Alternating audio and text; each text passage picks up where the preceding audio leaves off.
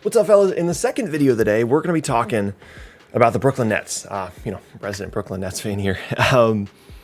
There's something that's beginning to concern me about this roster, and we've talked about multiple concerns with this group throughout the season. We're going to get into those, but there's a new one kind of showing itself right now that makes me nervous as it relates to this team, like potentially being the best team in the entire league. And that's what we're going to be talking about in the second video of the day. But really quickly, before we get started, if you enjoy content like this, then consider subscribing. I upload twice a day, every single day on this channel, so it's a great place for the most consistent NBA content on YouTube. You can also leave a like rating on the videos as well, and you can check me out at various socials in a Linktree link down in the description below. With all those things said, let's go and get started. Let's talk about the Brooklyn Nets. So, I forgot to even pull up my notes here, fellas.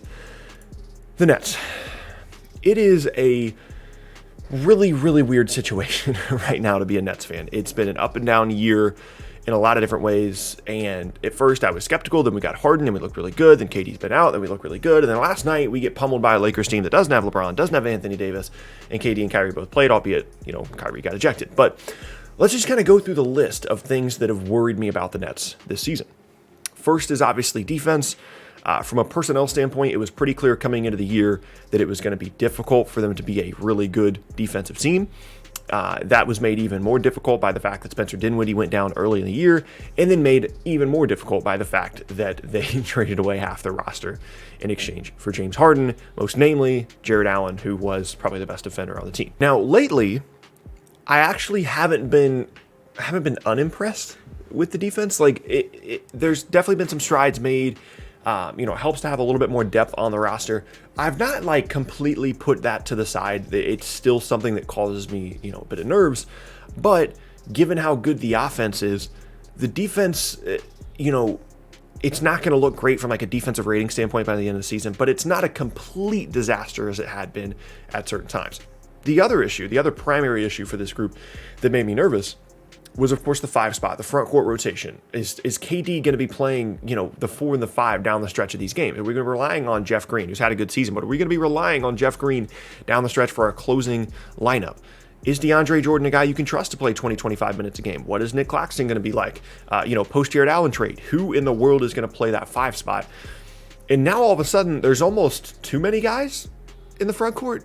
Now some games DJ doesn't even play. Some of the Claxton minutes have been cut into. LaMarcus Aldridge started at the 5 last night. You've got Blake as well. And I think just from a sheer option standpoint, I feel better about that part as well. It would be really nice to have a fantastic rim protector. They don't have that on the roster, but between Claxton, a little bit of DJ, a little bit of LaMarcus Aldridge, a little bit of Blake, I think they can cobble together something. I still ultimately think if they can get him kind of up to speed defensively, I think Nick Claxton is the guy ultimately that you could see, in the second round, in the conference finals, potentially in the finals if they make it there, being the late game 5. It's tough to trust a young guy in spots like that over some better veteran players, or not some more veteran players. But if they want to play a true 5 down the stretch, I think Claxton could be that guy, unless they want to go super small with KD and Jeff Green in the front court. But regardless, just from a sheer option standpoint, it's not just, let's hope DeAndre Jordan's good tonight. They have a couple of other options, so that's nice. But here's the thing that worries me about Brooklyn now, okay? It's really nice that, they were so good without KD while he was hurt. And it's nice that any one of these guys can be out on a given night and they can still play pretty well, right? With last night kind of being an exception. However, the closer and closer we get to the postseason, which is not all that far away right now, by the way. I think the play-in games are the first or second week in May. And today's April 11th, so we're getting pretty close, a little bit over a month. These guys haven't played together that much. And by these guys, I mean Harden, Durant, Kyrie, and then all the other players that are going to be playing. Now, on one hand, and I think I've kind of held this mindset for a good part of the season, but it's now making me nervous. On one hand, you can make the case, well, at least there are guys that are getting run on the roster that typically wouldn't, and they're getting their confidence up. Some of these role players will be more both confident and competent in the postseason because they're getting so much run in the regular season because Kyrie, James Harden, KD, those guys have been out. You can kind of experiment with trying to find one other creator potentially if you need to. There's been some Tyler Johnson running the offense stuff. It hasn't been great to watch, but at least you can kind of evaluate the full roster and everybody kind of knows where they're at. But there's something to be said for building chemistry with your teammates, especially if you're looking at making a postseason run. And there's something to be said for, really needing to trust your teammates down the stretch of big playoff games. And there are quite simply teams in the NBA that have that over Brooklyn in a significant way. A team like Philadelphia, pretty much every team in the league, basically. I mean, this is a roster that, you know, Kyrie and KD have barely played together. Harden has basically only played either by himself or with Kyrie. The three of them have very rarely played together. And not only from like a chemistry standpoint, but then of course from an injury and a sustainability standpoint, I don't think that's something that can be written off. Now, assuming they're healthy and they get a chance to play together a good amount towards the end of the year, you know, then yeah, we can start talking about some things about this team being really good. But this is the one thing that's kind of holding me back right now. I'm not all that worried about the defensive stuff. I'm not all that worried about the 5-man spot anymore. It's just about, are the stars going to be stars, and are they going to be able to play together? And by stars going to be stars, of course, if they're on the floor, they're going to be great, but are they going to be on the floor?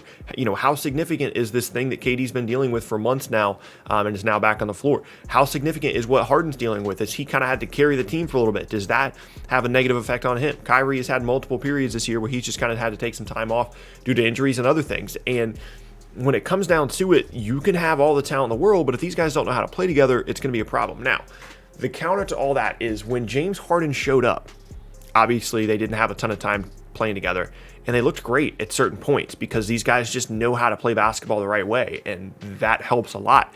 And it's not like there's going to be a spacing issue. Each of these guys can shoot. They can all create. Joe Harris is going to be out there knocking down shots. It's just something that makes me nervous. Like, just think about every single matchup that Brooklyn would have at a big point in the postseason. You know, let's say that they're playing Milwaukee in the second round or something crazy, or Philadelphia in the conference finals, or either of those teams in either round.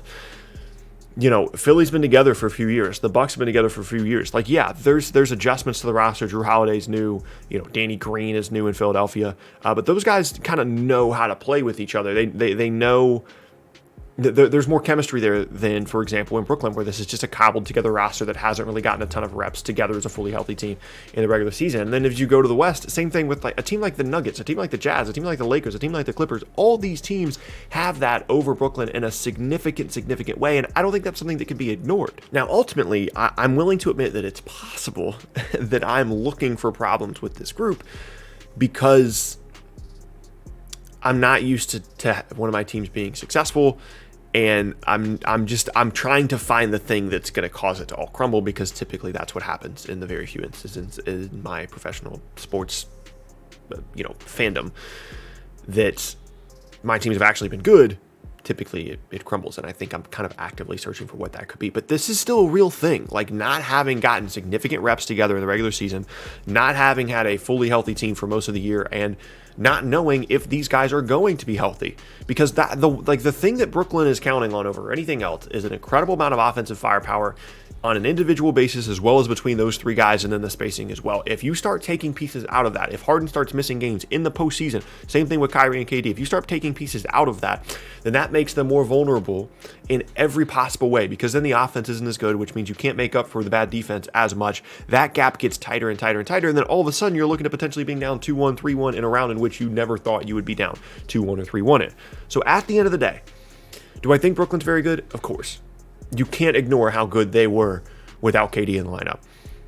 But do I have concerns? Absolutely. But they've shifted. They've changed throughout the year. It's not as much about the defense and 5 spot anymore. It's about potential injury stuff where they don't make it through the year the way that I would have hoped that they would, or just not having played together. You guys can let me know down in the comment section below if that's something that you're worried about, if you think that that's going to be an issue for this group, or if you think I'm overreacting and this is just going to be a really good team. They're going to get to the postseason. They're going to figure it out.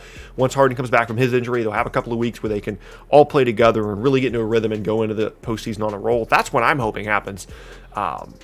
I just don't know how confident I am that that's actually how it's going to go down. So fingers crossed. My biggest thing for the postseason as a whole is just that everybody's healthy.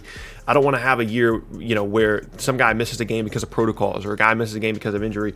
I just want to have a fully healthy year so that everybody can go in 100%, and we'll see who comes out on top. That's really what I'm hoping for, not just for my team, but for every team. And we'll see how it shakes out. But that is going to be the end of the second video of the day, and I thank you guys very much for watching. As I said in the beginning, my name is Tucker. Hope you guys enjoyed the video. If you did, be sure to check out the boxes on screen. Check out more videos from me. As I said, it's the most consistent NBA content on YouTube, so consider subscribing. You can leave a like rating on the video as well if you're enjoying it, and you can check me out at various socials in a Linktree link down in the description below. With all those things said, hope you guys have a fantastic rest of your Sunday, and I will see you all next time.